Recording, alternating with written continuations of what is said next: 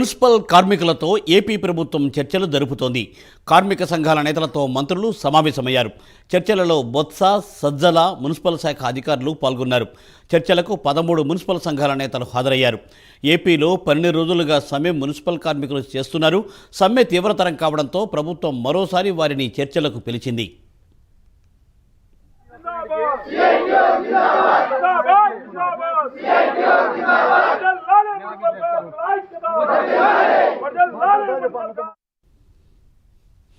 దీనిపై మరింత సమాచారాన్ని మా ప్రతినిధి రాజేష్ అందిస్తారు. రాజేష్.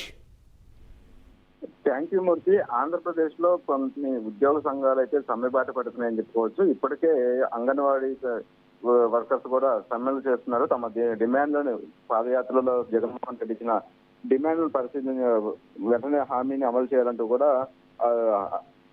అంగన్వాడీలతో పాటు మున్సిపల్ కార్మికులు కూడా ధర్నా 15 రోజుల నుంచి కూడా తమ నిరసనలు అయితే వ్యక్తం చేస్తున్నారని చెప్పుకోవచ్చు. ప్రధానంగా ఉద్యోగ భద్రతతో పాటు ఇన్సూరెన్స్ కావచ్చు, అలాగే వయసు పెంపు, అలాగే శాలరీ విషయంలో కూడా పెంచే విధంగా కూడా అమలు చేయాలంటూ కూడా మున్సిపల్ కార్మికులు కూడా సమ్మె బాట అయితే పట్టారు. అయితే ఇప్పటికే ప్రభుత్వం తరఫున 2 దఫాలుగా చర్చలు జరిగినప్పుడు కూడా ప్రధానమైన డిమాండ్ల మీద అయితే స్పష్టమైన క్లారిటీ అయితే రాలేదు. దానికి సంబంధించి సమ్మె అనేది కూడా కొనసాగుతూ వస్తున్న పరిస్థితి. అయితే ఇవాళ 3వసారి కూడా ప్రభుత్వ పెద్దలతో మున్సిపల్ కార్మిక సంఘాలు కూడా కొద్దిసేపటి క్రితమే 3వసారి కూడా చర్చలు మొదలుపెట్టాయని చెప్పుకోవచ్చు. ప్రధానంగా ఈ చర్చలకు సంబంధించి అటు ప్రభుత్వం తరఫున సజ్జల రామకృష్ణారెడ్డితో పాటు మంత్రులు బొత్స, అలాగే సిఎస్ శ్రీలక్ష్మి అధికారులు కూడా పాల్గొన్నారు.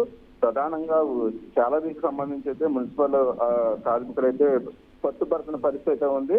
సమాన పనికి సమాన వేతనం కల్పించాలంటూ కూడా ప్రధాన డిమాండ్ గా ఉన్నారు. దాని మీద అయితే గత 2 సార్లు జరిగిన చర్చలు అయితే క్లారిటీ అయితే రాలేదు. 3వసారికి సంబంధించి కూడా దాదాపు 13 మున్సిపల్ కార్మిక సంఘాలతో పాటు మంత్రుల బృందం అనేది కొద్దిసేపటి క్రితమే చర్చలు అయితే ప్రారంభించింది.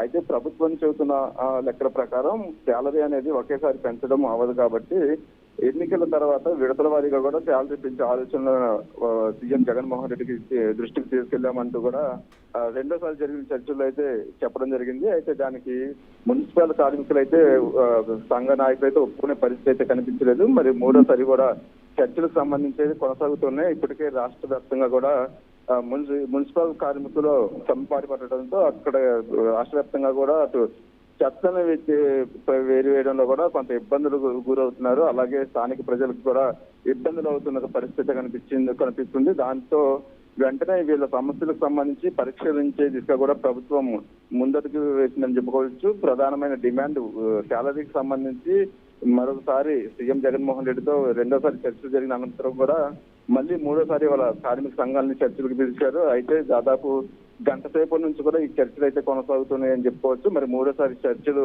సఫలమవుతాయా, విఫలమవుతాయా, ప్రభుత్వ పెద్దలు మున్సిపల్ కార్మికులకు చేస్తున్న డిమాండ్ల మీద ఎలాంటి హామీ ఇస్తారనేది కూడా వేచి చూడాలి. మరి కొద్దిసేపట్లోనే ఈ చర్చలకు సంబంధించి ఒక క్లారిటీ వచ్చే అవకాశం ఉంది Murthy. Thank you Rajesh. Thanks for the updates.